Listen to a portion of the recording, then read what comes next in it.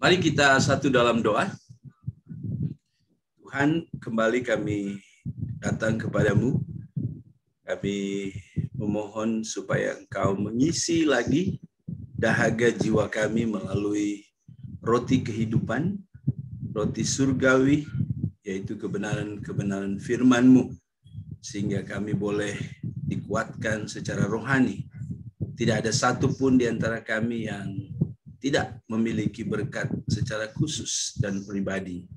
Oleh sebab itu, pimpinlah kami, Roh-Mu yang kudus menguasai masa ini, menjaga, menaungi, sehingga kami boleh dilindungi dari segala godaan yang coba menarik perhatian kami. Tuhan, jagalah, sehingga sungguh-sungguh firman-Mu akan melandas di tanah lapang hati kami yang sudah siap. Dan itu akan menjadi hormat bagi kepujian kemuliaan nama Tuhan saja. Tolong saya agar saya dapat menyampaikan ini dengan benar, dengan baik, sederhana, dan senang difahami. Terima kasih ya Tuhan, kami serahkan masa ini. Jagalah semua peralatan yang kami sedang gunakan ya Tuhan. Terpujilah nama-Mu. Dalam nama Yesus kami berdoa sambil mengucap syukur. Amin. Oke. Sudah nampak ya?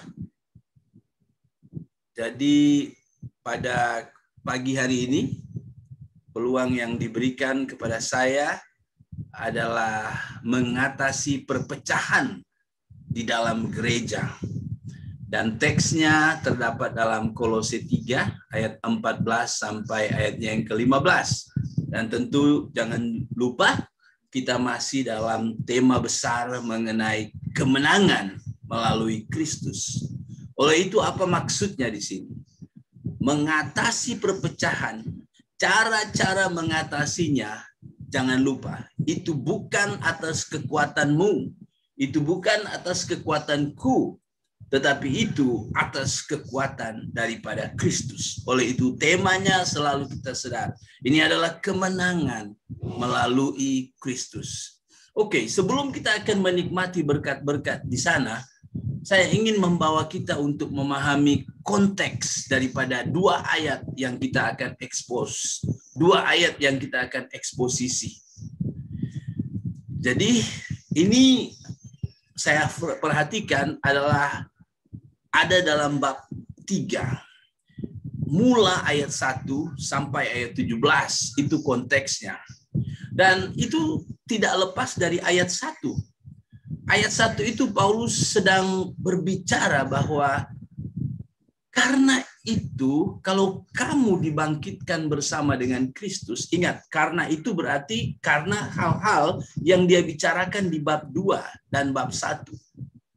Dan sekarang dia menjelaskan karena kamu sudah dibangkitkan bersama dengan Kristus. Jadi maksudnya bagaimana bangkitkan bersama dengan Kristus? Karena orang Kolose sudah percaya kepada Yesus, maka apa yang Kristus perbuat diperhitungkan kepada mereka. Oh ya, Kristus sudah mati di kayu salib. Oh ya, Kristus sudah dikuburkan.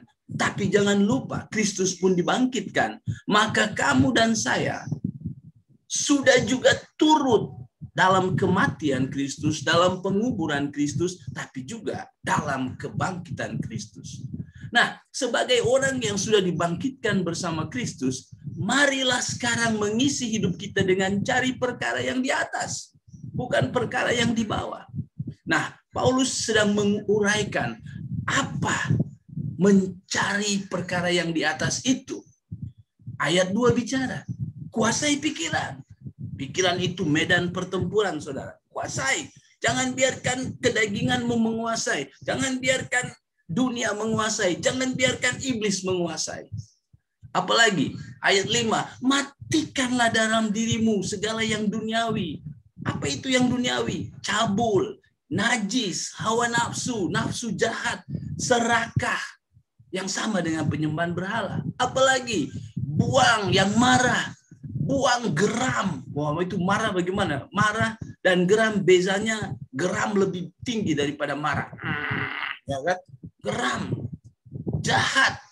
fitnah, kata-kata kotor yang keluar dari mulutmu. Jangan lagi kamu saling mendustai, suka tipu. Jangan. Apalagi kenakan belas kasihan, kemurahan, kerendahan hati, kelemah lembutan, dan kesabaran. Apalagi sabar terhadap seorang akan yang lain. Ampunilah seorang akan yang lain. Apabila seorang menaruh dendam terhadap yang lain, sama seperti Tuhan telah mengampuni kamu, kamu perbuat jugalah demikian. Dan di atas semuanya itu kenakanlah kasih sebagai pengikat yang mempersatukan dan menyempurnakan. Hendaklah damai sejahtera Kristus memerintah dalam hatimu. Apalagi? Oh, kalau kita lihat ayat 18, sudah bicara topik lain. Dia sudah mulai bicara, hai istri-istri. Oh, ini sudah bicara hal tentang family, tentang keluarga. Jadi konteksnya hanya sampai ayat 15. Ya. Tapi kita tidak akan melihat ayat 1 sampai ayat 17. Kita pada pagi ini hanya secara khas melihat ayat 13 dan ayat 14 saja. Tapi saya harap melihat konteks kita di sini.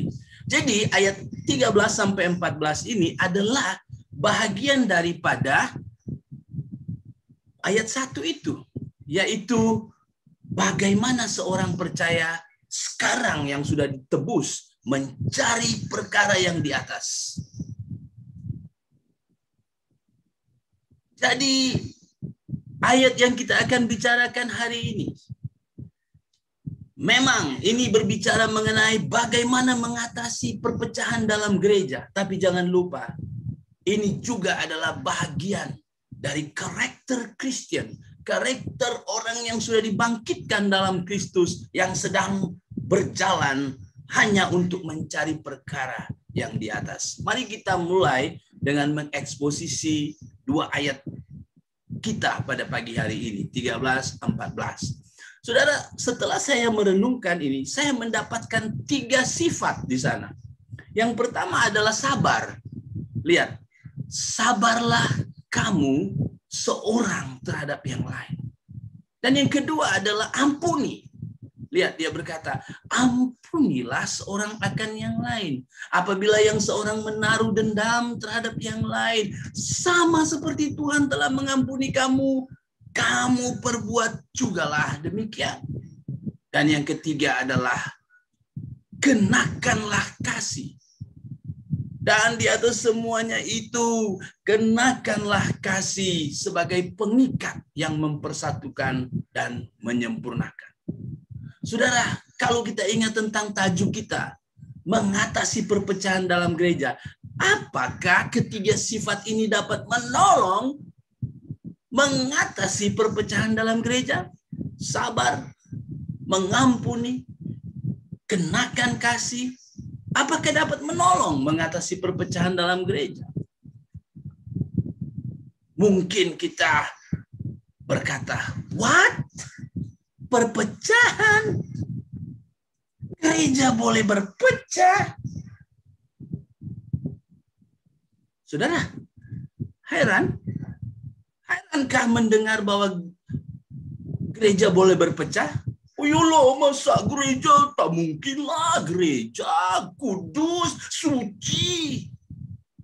Saudara, mungkin kalau kamu heran, kamu mungkin tidak duduk di dunia, sehingga tidak tahu apa yang berlaku di dunia.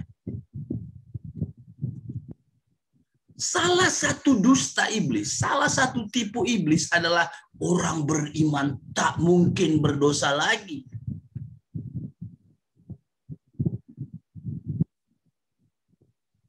Kalau memang orang beriman, gereja tak mungkin berdosa lagi, untuk apa semua ajaran Alkitab? Untuk apa ajaran pagi ini? Saudara, sadari, gereja bisa pecah. Dan bukan sedikit yang sudah pecah. Kalau kita perhatikan ayat 14, 13 dan 14 ini. Ayat ini sedang bicara mengenai relasi atau perhubungan seorang dengan yang lain. Nah, dihubungkan dengan gereja. Memang gereja harus kita mengerti dalam beberapa pengertian, dua pengertian. Pengertian universal adalah gereja adalah orang-orang yang sudah dipindahkan dari gelap kepada terang oleh Roh Kudus. Itu disebut eklesia. Jadi bukan gedung. Dan kalau dalam pengertian lokal atau tempatan, gereja adalah orang-orang yang sudah pindah dari gelap kepada terang, yang berkumpul secara teratur pada satu tempat. Ya, contohnya PAKJ. Itu gereja tempatan. Oleh sebab itu, kita sadar di sini bahwa di dalam gereja terdiri daripada orang-orang. Kita ada dalam suatu relasi antara orang-orang.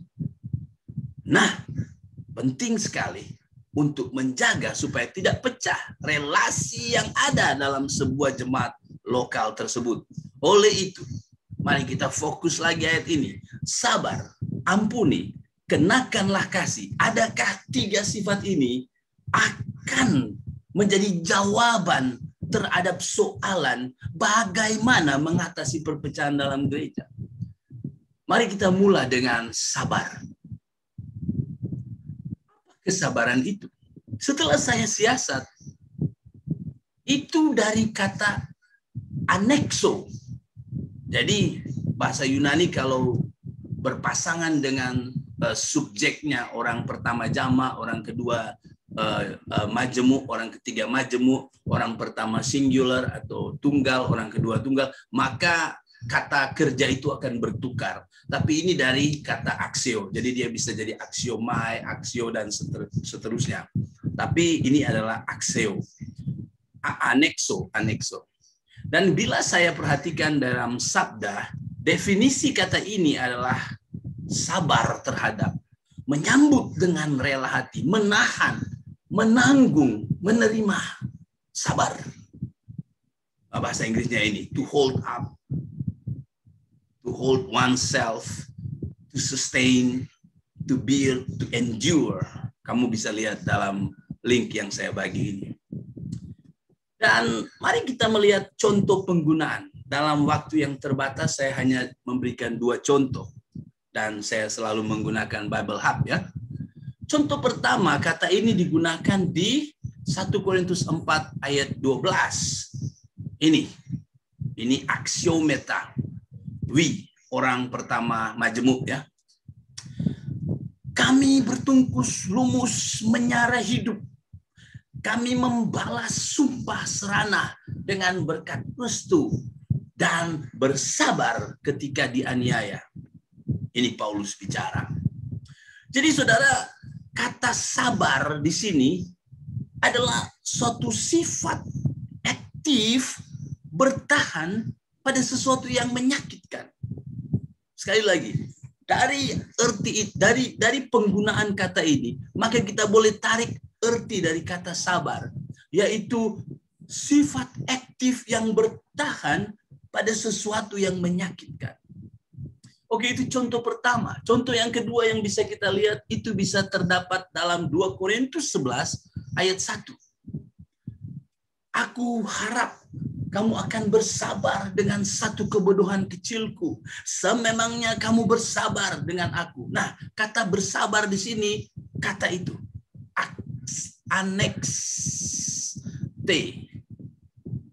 affexeste. Jadi sekali lagi kita melihat, ini suatu sifat aktif bertahan pada sesuatu yang tidak menyenangkan karena perlakuan sesama terhadap kita. Jadi tadi situasi yang menyakitkan, situasi yang menekan.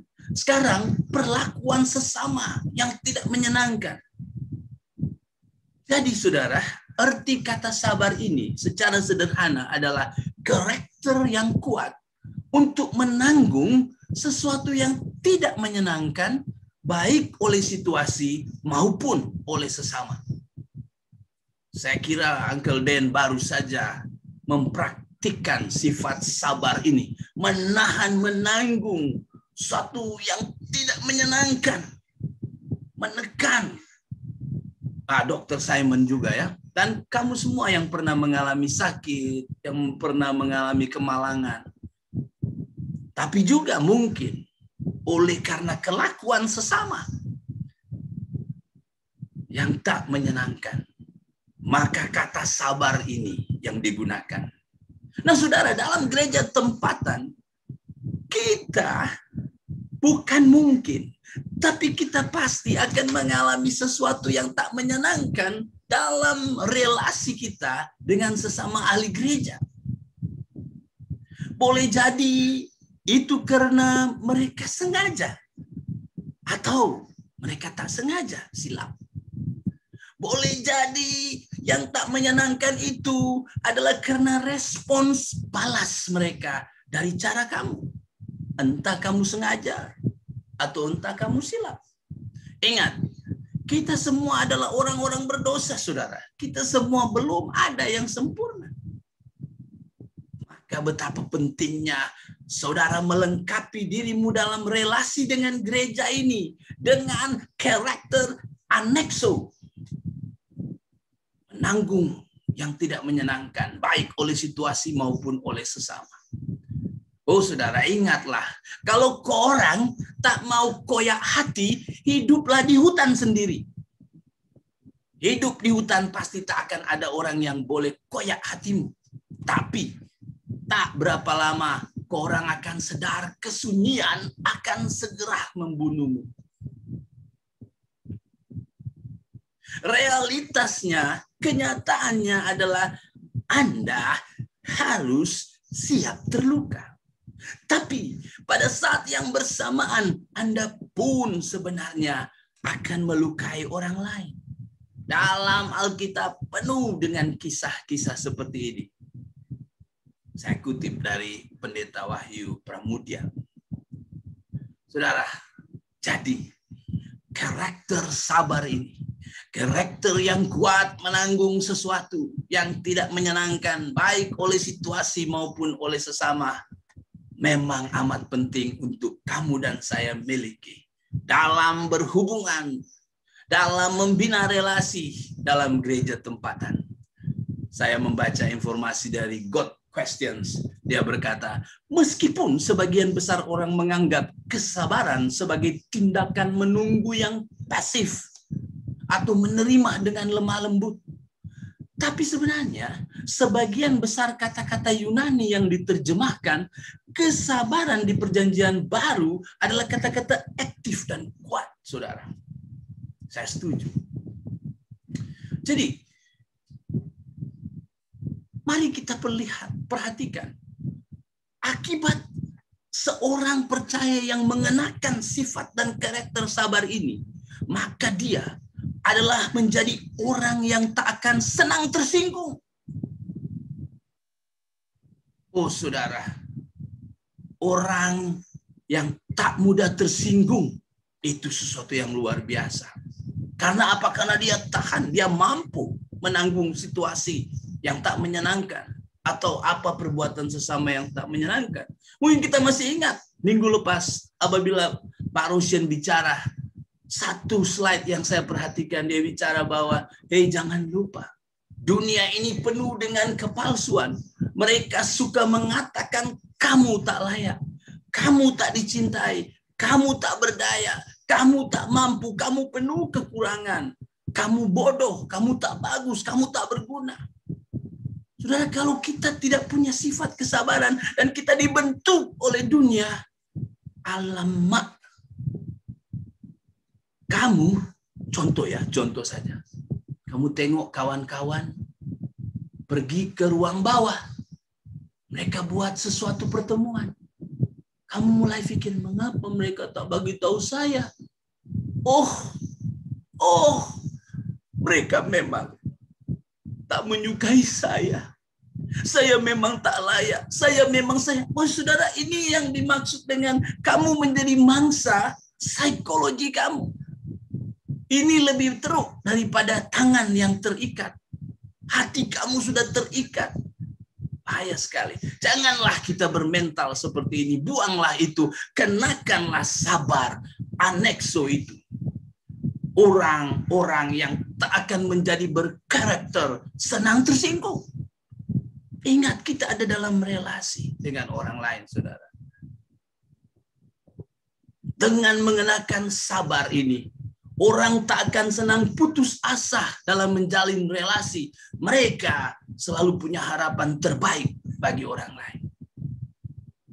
Orang yang punya sifat sabar, anekso ini, masalah yang terjadi tak akan senang menghancurkan relasi. Masalah boleh datang, tapi tak akan begitu senang menghancurkan relasi yang saya miliki. Orang yang mempunyai sifat sabar ini akan bertumbuh dalam karakter agung, saudara. Wow, luar biasa. Bukan kanak-kanak, bukan anak kecil, dan lain sebagainya. Kamu boleh mendaftarkan ini. Saudara, jadi kita sudah lihat yang pertama, sabar.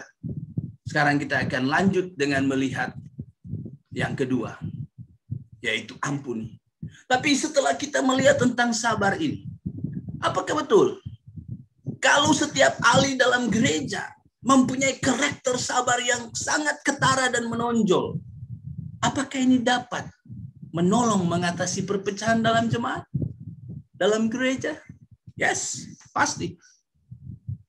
Bayangkan jika tak ada kesabaran itu dalam ahli-ahli gereja. Aduh, susah. Sakit sikit, diperlakukan keliru sikit, hilang. Tidak lagi di gereja.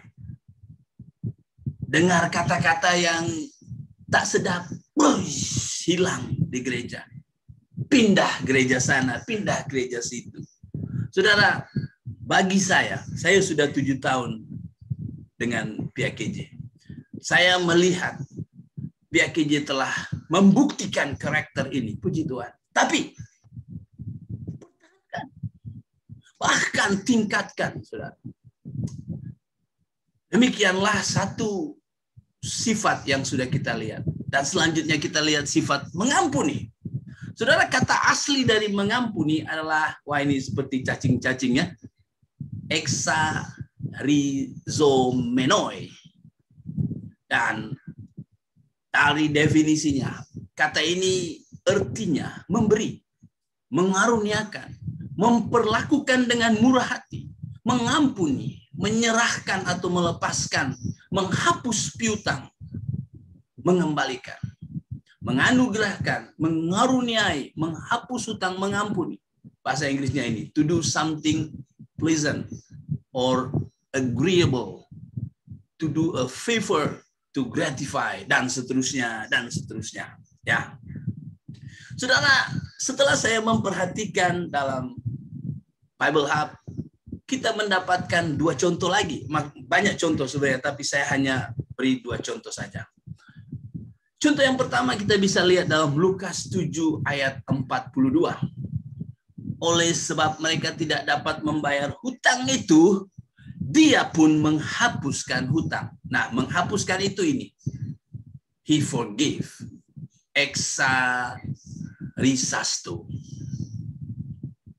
Jadi, rupanya kata ini mengandung arti hati yang agung, rela dirugikan demi kebaikan orang lain. Dia sudah dipinjami uang. Akhirnya orang tidak bisa bayar. Dia coba bayar tidak bisa. Akhirnya dia oke lah. Agung hatinya. Akhirnya dia rela tidak mendapatkan uang itu kembali. Demi kebaikan orang itu. Dia lihat orang itu memang tak boleh bayar. Demi kebaikan orang itu. Tentu kalau dia bisa bayar demi kebaikan orang itu, jangan dia buat lagi, dan asik dengan itu, saya harus minta bayar. Tapi karena demi kebaikan orang itu, kita melihat bahwa memang tak boleh. Maka dia punya keagungan hati yang rela dirugikan sekalipun demi kebaikan orang itu. Kadang-kadang demi kebaikan orang itu kita harus minta dia bertanggung jawab dan harus lunasi, ya. Tapi kata mengampuni, exarizomenoi ini, artinya adalah hati yang agung, yang rela dirugikan demi kebaikan orang lain. Contoh yang kedua bisa kita lihat juga dalam Efesus 4 ayat 32. Dan berbelas kasihlah satu sama lain, bersikap baik, saling memaafkan, sebagaimana Allah telah mengampunimu. Kata telah mengampunimu itu dipakai di sini. Berarti di sini kita lihat hati Allah begitu agung, rela menderita, rela dirugikan untuk kebaikan kita yang percaya. Karena itu, kita diminta untuk mirip dengan hati Allah itu, yaitu memiliki hati yang agung untuk rela dirugikan demi kebaikan orang lain. Maka, inilah arti mengampuni di sini. Memiliki hati yang agung, rela dirugikan demi kebaikan orang lain atau sesama. Sebagaimana yang ditunjukkan Yesus. Dia rela dirugikan demi kebaikan kita yang percaya. Sudah dalam gereja tempatan, kita akan mengalami dirugikan. Jangan pikir tidak akan mengalami dirugikan. Boleh jadi. Itu karena mereka tak sengaja, saudara. Tapi boleh juga karena mereka sengaja. Boleh jadi karena mereka melakukan respons balas dari perlakuan kamu. Entah kamu sengaja atau kamu silap. Ya, biasa karakter manusia. Lebih senang lupakan kesalahan diri sendiri. Tapi lebih sulit lupakan kesalahan orang lain. Iya kan? Ingat, saya dan kamu orang-orang berdosa yang belum ada satupun yang sempurna. Tapi kalau kamu mempunyai karakter mengampuni ini, kamu rela dirugikan. Kamu tak berusaha, mana keadilan? Mengapa saya tidak dibagi? Mengapa saya tidak di ini? Mengapa saya tidak ini? Wah, kamu rela dirugikan demi kebaikan orang lain. Akibat sifat mengampuni ini, karakter Kristus akan begitu ketara dalam hidup kita. Kita sangat beza dengan dunia ini. Oh, dunia selalu akan berusaha pergi ke pengadilan kalau mereka nama baiknya disentuh, mereka merasa dirugikan. Wah, luar biasa. Mereka tak suka, mereka tak senang untuk menanggung dirugikan. Saudara, orang yang mempunyai sifat mengampuni ini akan dapat selesaikan masalah dengan mudah. Sebab mereka siap saling memaafkan. Mereka lebih hebat daripada mesin ATM. Saudara, kalau kita ke ATM, kita yang salah masukkan PIN, mereka tetap bilang, maaf, maaf. Kita yang salah, kita sudah masukkan dan tak ada uang di dalam, maaf. Kamu tak punya uang. Selalu mereka siap memberikan maaf. Orang yang mempunyai karakter ini akan lebih mudah memaafkan sesamanya. Saudara, memang mengampuni sulit. Apalagi kalau orang itu yang kerap buat kesalahan kepada kita. Orang yang sama. Aduh, dia lagi, dan dia lagi. Memang sulit kita mau mengampuni. Oh, saudara, kita memang sulit kalau orang yang mau kita ampuni adalah orang yang berbuat salah dan orang itu adalah orang yang rapat dengan kita. Oh, sulit kita mengampuni kalau kita tahu orang itu jelas-jelas yang salah, tapi tak mau minta maaf kepada kita. Tapi ingat, saudara, mengampuni adalah rela dirugikan demi kebaikan orang lain. Maka jangan pikir ini tidak akan sulit. Ini memang sulit. Tapi saudara, sebenarnya apa tujuan hidupmu? Jadi kaya raya? Jadi orang terhormat? Jadi orang yang penuh bahagia? Ya, itu manusia sekali. Semua orang mau itu. Tapi saudara ingat, apa tujuan Allah yang sudah membeli kamu? dengan harga yang penuh. Tujuan Allah adalah supaya kamu semakin seperti gambaran anaknya. Jadi, anaknya selalu rela mengampuni. Di kayu salib pun, dia tetap berseru, ampunilah mereka, karena mereka tidak tahu apa yang mereka perbuat. Maka saya dan saudara pun harus rela menanggung, menahan sesuatu yang merugikan sekalipun demi kebaikan orang lain. Karena itu adalah gambaran anaknya. Saudara boleh punya beberapa tujuan hidupmu, tapi jangan lupa tujuan Allah untuk kamu. Tujuannya adalah supaya kamu seperti gambaran anaknya. Dalam Roma 8 ayat 29, sebab semua orang yang dipilihnya dari semula, mereka juga ditentukannya dari semula. Untuk apa? Untuk menjadi serupa dengan gambaran anaknya, saudara. Memang, orang yang kerap buat salah kepada kita, susah sekali kita mau ampuni ya. Kebanyakan kita mampu mengampuni kalau orang itu melakukan 3 kali. Sudah 2 kali, tinggal 1. Petrus pernah rasa hebat. Sebab dia datang kepada Tuhan dengan berkata 7 kali. Tapi apa yang Yesus katakan? 70 kali 7. Ada orang pernah buat salah 7 kali dalam 1 hari? Saya rasa tidak. Apalagi 147 kali 1 hari berbuat salah kepada kita. Saya rasa hebat sekali orang itu ya. Seorang pastor pernah berkisah. Seorang wanita yang sangat benci terhadap ibu mertuanya. Dan datang, pastor, saya sudah tak tahan dengan dia. Lalu pastor itu, oke, coba kamu tulis dalam 1 muka surat. Apa saja kejahatan dari ibu mertua kamu. Oh ini. Dia tulis semua. Sudah? Ada lagi. Tulis semua. Hitung 33 butir.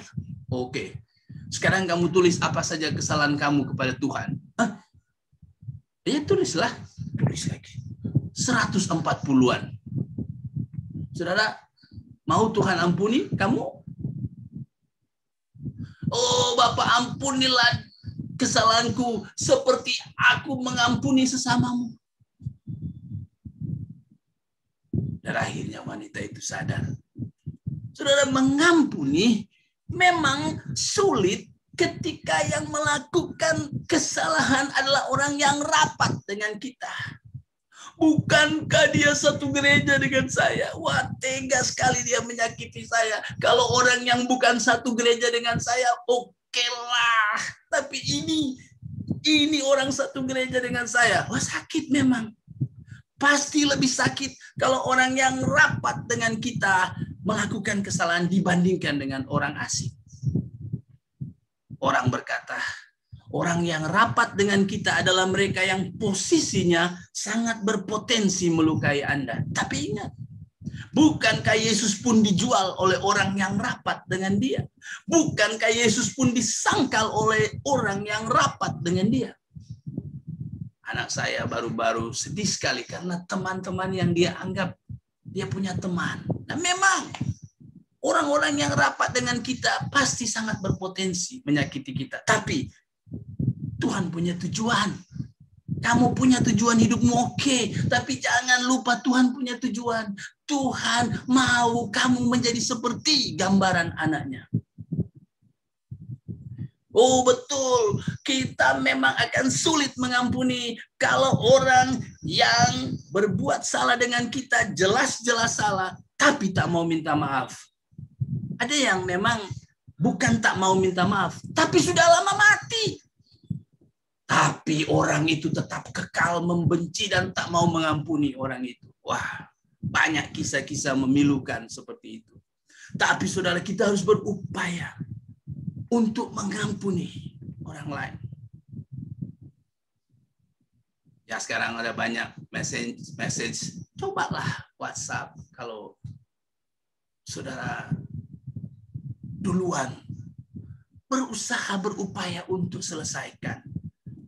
Matius 5 ayat 23-24 berkata, sebab itu jika engkau mempersembahkan persembahanmu di atas mezbah dan engkau teringat akan sesuatu yang ada dalam hati saudaramu terhadap engkau, tinggalkanlah persembahanmu di depan mezbah itu dan pergilah berdamai dahulu dengan saudaramu, lalu kembali untuk mempersembahkan persembahanmu itu. Ada orang, oke lah, tak apa, saya ada problem dengan orang itu, tapi saya mau memuji-muji Tuhan. Saya mau beribadah. Oh, tidak bisa, saudara. Ibadahmu tidak bisa menggantikan dengan ketaatanmu untuk menyelesaikan masalah. Dan kadang-kadang ada orang berkata, yang penting hati saya sudah beres. Tapi dalam ayat ini tidak berkata hati kamu yang penting sudah beres. Tapi apakah hati sesamamu sudah beres terhadapmu?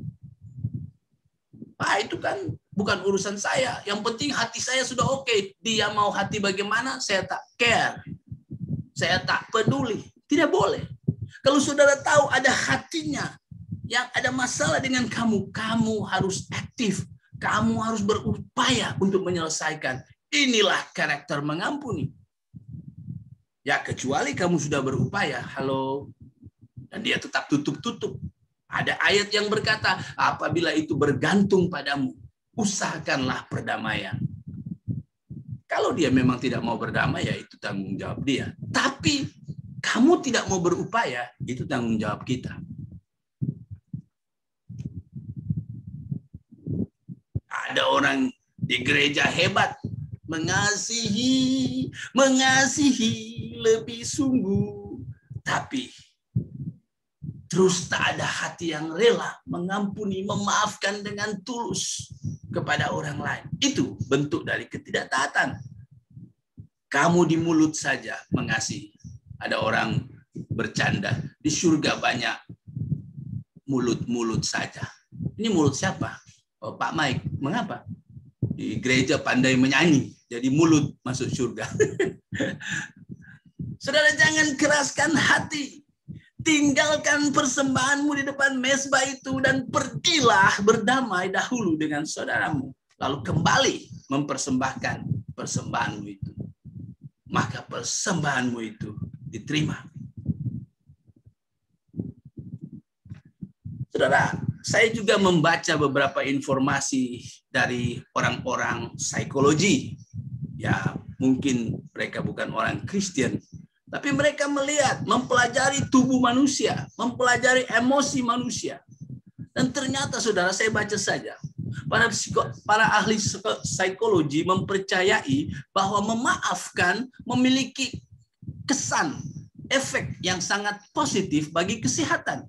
Memberi maaf merupakan salah satu karakter positif yang membantu individu mencapai tingkat optimal dalam kesehatan fisik, psikologi, spiritual. Pada beberapa tahun belakangan, memberi maaf semakin populer sebagai psikoterapi atau sebagai suatu cara untuk menerima dan membebaskan emosi negatif seperti marah, depresi, rasa bersalah akibat ketidakadilan, memfasilitasi penyembuhan, perbaikan diri, dan perbaikan hubungan interpersonal dengan berbagai situasi permasalahan. Memberi maaf selanjutnya secara langsung mempengaruhi ketahanan dan kesehatan fisik dengan mengurangi tingkat permusuhan, meningkatkan sistem kekebalan pada sel dan neuroendokrin, membebaskan antibodi, dan mempengaruhi proses dalam sistem saraf pusat. Wah, bagus sekali. Jadi saudara, lepaskan pengampunan. Jangan tetap menahannya. Bukan hanya demi ketaatan pada Tuhan, tapi demi kebaikan dirimu sendiri. Kamu akan sakit. Kamu akan diterpa oleh penyakit kalau kamu menyimpan kesalahan orang lain, mendendam dan tidak mau mengampuni. Oh saudara, kalau saudara tidak mau mengampuni, sama dengan meminum racun sendiri sambil berharap orang lain yang mati. Saya benci Pak Romeo. Saya ambil racun, mati kau Romeo. Saya yang minum. Sama dengan membakar rumah demi seekor tikus. Aduh, ada tikus. Lalu saudara bakar rumah supaya tikus mati terbakar. Saudara, jangan membakar rumah demi seorang tikus. Jangan. Satu lagi informasi dari psikologi. Dalam kehidupan sehari-hari, ada saja perbuatan orang lain yang tidak berkenan, bahkan menyakiti hati kita. Bila kita menyimpannya dalam hati, rasa sakit itu ternyata menimbulkan berbagai dampak fisik dan psikologis. Sakit hati membahayakan kesehatan jantung dan sistem peredaran darah. Kanker, tekanan darah tinggi, tukak lambung, flu, sakit kepala, sakit telinga. Jadi, lepaskan pengampunan. Saudara, saya mau bicara sedikit. Lepas dari hubungan antara sesama ahli gereja. Tadi kita bicara tentang sesama ahli gereja dalam relasi ya. Tapi kita keluar sedikit dari hal ini. Ramai yang mengalami kesulitan mengampuni. Ada orang-orang muda yang sulit ampuni ex-girlfriend, ex-boyfriend. Ada mertua dendam sekali dan tidak mengampuni anak mantunya dan sebaliknya. Ada istri dendam sekali pada suaminya dan sebaliknya, mungkin karena bercerai. Ada kawan yang dendam sekali pada kawan bisnisnya, mungkin pernah dikecewakan. Sampai ramai yang lebih berani mati daripada terus hidup karena kecewa. Lebih baik saya akhiri hidup saya. Begitu berani mati, bunuh diri, daripada mau menghadapi kenyataan disakiti. Ramai sekali. Jangan seperti itu, saudara. Ingat, Allah adalah Dia yang berkuasa mutlak, penuh. Dia akan membawa kita, bahkan melalui saat-saat yang paling sakit sekalipun. Sering kita berkata, apa salah kita? Memang kalau jelas itu salah orang lain senang ya, kita langsung memarahi mereka. Tapi sebenarnya itu pun tak menyelesaikan masalah. Tapi mungkin saudara mengatakan apa yang terbaik dari luka yang sedang saya alami. Namun percayalah, apa yang kau pandang buruk akan menjadi momen terbaik dalam hidupmu. Allah sedang bekerja di dalamnya dengan tujuan untuk membuat kamu lebih serupa dengan gambaran anaknya. Dia berkuasa, Dia berdaulat, Dia berhak mencabut keselesaan kita demi tujuan Dia yang jauh lebih baik dan jauh lebih mulia. Dia punya impiannya untuk kita, saudara. Dia punya impiannya untuk kita, yaitu impiannya untuk membuat kita menjadi serupa dengan gambaran anaknya. Saya baru saja mendengar semalam kisah seorang istri yang ditinggalkan begitu saja oleh suami dan pergi dengan wanita lain. Dan wanita ini harus menghidupi dua anaknya sendiri. Hamba Tuhan tiba-tiba di call pukul 5 pagi. Dia langsung tahu ini bukan dari jemaat dia. Jadi dia bilang kepada istrinya, itu pasti kamu. Istrinya bilang, tidak, itu pasti kamu. Akhirnya mereka angkat telepon. Dan betul ini untuk pastor. Telepon itu berkata, pastor datang sekarang. Oke, saya tukar pakaian breakfast. Tidak, pastor, sekarang. Wah, akhirnya pastor itu ambil baju seadanya dan pergi. Ya, di jalan saja. Bagaimana, Bu? Ibu itu rupanya di depannya ada anaknya lelaki, anaknya perempuan, dan ada pembantu rumah tangga. Bagaimana, Bu? Mengapa panggil saya? Dan dia berkata, pastor, saya tahu kamu penyiar radio. Ya. Pastor, ini anak saya. Oke. Ini anak saya perempuan. Oke. Ini pembantu, maid saya. Oke. Lalu pastor ini heran. Di tepi jalan, tidak di dalam pagar, tidak di dalam halaman, ada seorang lelaki yang duduk di kursi roda. Sudah orang kurang upaya. Lalu dia bertanya, lalu ini siapa? Lalu ibu bilang, dia baru diturunkan oleh seorang perempuan dari kereta. Dan coba kamu baca tulisan itu. Wah, rupanya orang ini sudah stroke dan keluar air di mulut. Dan dia memegang satu kertas. Dan ketika pastor ini baca, bertulis, ini suamimu yang ikut dengan aku 25 tahun yang lepas. Sekarang aku kembalikan. Lalu pastor itu bertanya, jadi bagaimana sekarang? Wanita itu berkata, saya tidak tahu. Itu sebabnya saya call kamu. Lalu pastor itu tengok anaknya.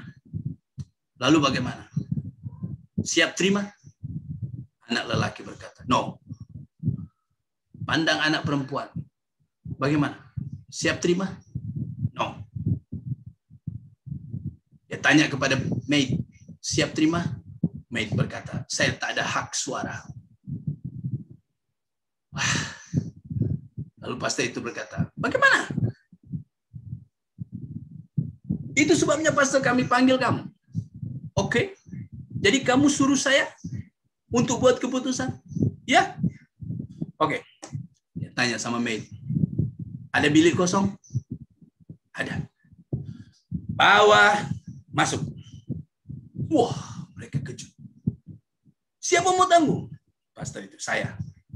Kamu sudah bagi tahu saya bahwa saya boleh berhak memberi keputusan. Bawa masuk. Akhirnya masuk. Singkat cerita, beberapa waktu kemudian dapat lagi call dari ibu ini. Dan pastor ini pergi lagi. Ketika sampai di rumah, mereka sudah ada di sana. Lalu ibu itu berkata, pastor, kami mau buat keputusan sekarang. Oke. Apa? Ibu itu ambil. Wah, ibu ini kecil. Tapi pastor ini heran. Dia sanggup angkat bapak ini. Angkat. Dan dia lepas lagi di tempat kursi. Angkat. Sambil marah dan berkata, 25 tahun kamu biarkan saya berjuang sendiri. Saya sakit. Kamu senang-senang dengan wanita lain.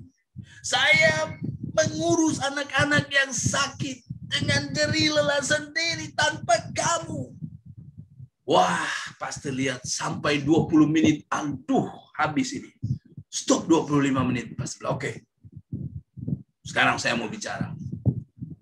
Anak lelaki diam dan bersuara. Tunggu, pastor. Saya dulu. Oke. Anak lelaki ini tak banyak cakap. Tapi dia ambil gelas, dia hantam di dinding. Dia pukul meja.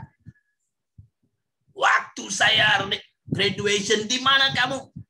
Waktu saya married, di mana kamu? Wah, semua hantam. Habis 20 menit. Oke, stop. Sekarang saya mau bicara. Tunggu dulu, pastor. Saya belum. Oh, yuk. Anak perempuan juga. Waktu saya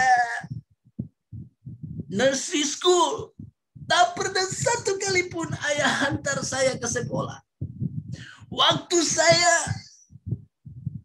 ada boyfriend dan saya disakiti, ayah tak pernah menjadi perlindungan untuk saya. Ayah di mana? Ayah tak pernah care dan sekarang ayah datang. 20 menit berlalu.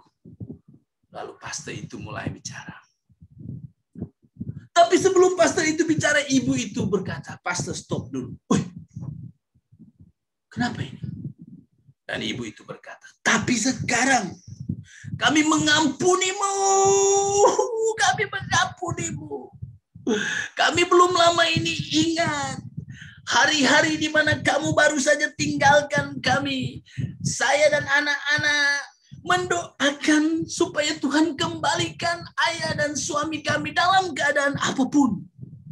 Dan doa itu seperti begitu clear dalam beberapa hari ini. Sehingga kami harus mengampuni walaupun sulit. Walaupun sulit. Kami lihat bahwa Tuhan mau seperti itu. Itu gambaran Tuhan untuk kami. Maka stop, pastor. Dia memeluk suaminya. Anak-anaknya pun memeluk suaminya. Ayahnya. Dan berkata, kami melupakan. Kami tidak akan terkesan lagi dengan semua perbuatan kamu. Kami akan tinggalkan semua itu. Kami tidak akan hiraukan lagi. Kami mengampuni kamu dan menerima. Oh, saudara, luar biasa. Dan kisah ini dilanjutkan ketika pastor ini dijemput juga di sebuah hotel. Dan ternyata pastor pikir akan makan malam yang sedap. Ternyata di sana ada acara pembaptisan. Di mana orang yang lumpuh ini dibaptiskan. Orang yang lumpuh ini ketika melihat kehidupan daripada istrinya yang rela mengampuni karena Kristus. Dia berkata, siapa Kristus itu? Saya ingin percaya kepadanya. Saudara, orang ini boleh menjadi percaya. Oh, saya ingat pengalaman Pak Rom. Akhirnya mereka menerima ayah mereka yang lama sekali tinggalkan mereka. Dan pada satu malam saya, Pak Dennis, Pak Andrew, Pak Brili, dan ibu-ibu ya, kami sempat menginjili ayah ini sebelum dia dipanggil pulang. Bayangkan, satu jiwa lebih berharga dari seisi dunia. Bayangkan kalau mereka tetap keras hati dan tidak mau menerima dia. Mungkin dia akan binasa sebelum dengar Injil. Jadi saudara, lepaskan pengampunan demi ketaatan kita pada Tuhan. Dan juga demi Tuhan ingin supaya dirimu baik. Jangan berharap orang lain mati ketika kamu yang minum racun sendiri. Jangan membakar rumah hanya untuk seekor tikus. Jadi saudara, kita sudah lihat sabar. Kita sudah lihat ampuni. Dan yang terakhir, kenakanlah kasih. Apakah semua ini dapat menolong mengatasi perpecahan? Kenakanlah kasih. Dan di atas semuanya itu kenakanlah kasih sebagai pengikat yang mempersatukan dan menyempurnakan. Ikat kesabaran, ikat pengampunan itu dengan kasih. Kita sudah ditebus oleh kasih. Biarkan kasih Kristus menguasai dan memampukan kita. Kita sabar, kita mengampuni bukan untuk kita. Kita sabar, kita mengampuni hanya untuk dia, oleh dia, dan bagi dia. Inilah maksud bagaimana kasih mengikat semuanya. Dan di atas semuanya itu kenakanlah kasih. Jangan saya mau sabar untuk keuntungan saya. Jangan saya mau memberi pengampunan untuk keuntungan saya. Tapi saya mau sabar. Saya mau mengampuni karena kasih untuk dia, oleh dia, dan bagi dia. Jika kita terus kembangkan karakter sabar, karakter pengampunan ini, memang kita akan mengalami godaan untuk terpecah. Tapi godaan itu dapat kita atasi. Karena kesabaran dan pengampunan. Apabila itu begitu kokoh dalam kehidupan ahli-ahli gereja, perpecahan tak mudah memecahkan relasi kita. Amin. Kita berdoa. Tuhan, terima kasih untuk kebenaran firman-Mu ini. Biarlah ini boleh menjadi rema bagi kami semua. Inilah doa kami. Tuhan, terpujilah nama-Mu. Amin. Saya serahkan ke Pak Rom.